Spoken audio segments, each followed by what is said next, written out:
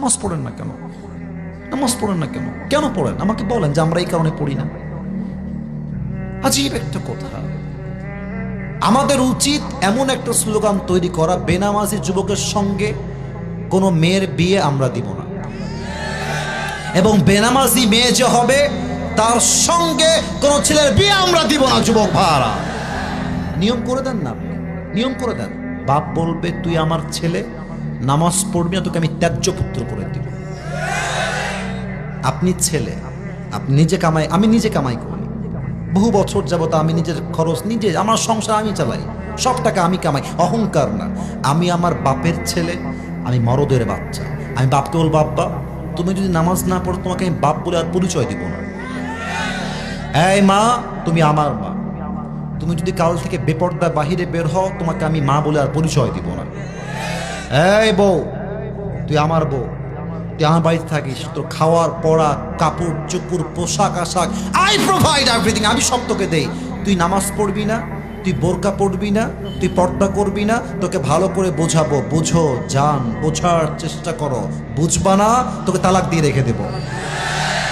আমার কথা একটা, আমার আত্মীয় হোক, আমার রক্তের হোক, আমার বন্ধু হোক, আমার বউ হোক, আমার বাপ হোক, আমার মা হোক, নামাজ যে পড়বে না তার কোনো জায়গা আমার জীবনে হবে না। নামাজ নামাজ নামাজ। আপনারা সবাই মিজানুর রহমান আজহারী হুজুরের নাম তো শুনলেন আজকে, নাকি চেনেন তো সবাই নাকি? ওনার একজন নানা ছিলেন, আপনারা মুরব্বীরাও চিনবেন, স্যাররাও চিনবেন, নাম হচ্ছে গোলাম সারোয়ার সাইদি হুজুর। তোমরা দেখবা ইউটিউবে, দেখেছো সবাই, কেউ দেখা বাদ নাই। উনি একটা কথা প্রায় বলতেন, নামাজ নাই যার ঈমান নাই তার।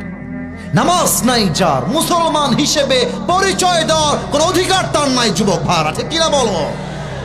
বেনামাজির রুহ যখন কবজ হয়ে যাবে, বাস নিথর লাশ দুনিয়ায় পড়ে থাকবে। বেনামাজি মুরব্বীর সামনে যখন মালাকুল মওত আসবে, বেনামাজি যুবকের সামনে যখন মালাকুল মওত আসবে, হাদিসে আসে তার দেহের রং হবে নীল, পুরোটাই নীলাভ বর্ণের চেহারা হবে, আর চোখটা হবে লাল টকটকে চোখ। হাদিসে এও আসছে মালাকুল মওতের দেহ হবে বিশাল লম্বা, পা থাকবে জমিনে হেই তথা মাথা থাকবে আকাশ বরাবর বিশাল। তার দেহের কালো পোশাক এতটা ভয়ঙ্কর হবে, হাদিসে আসছে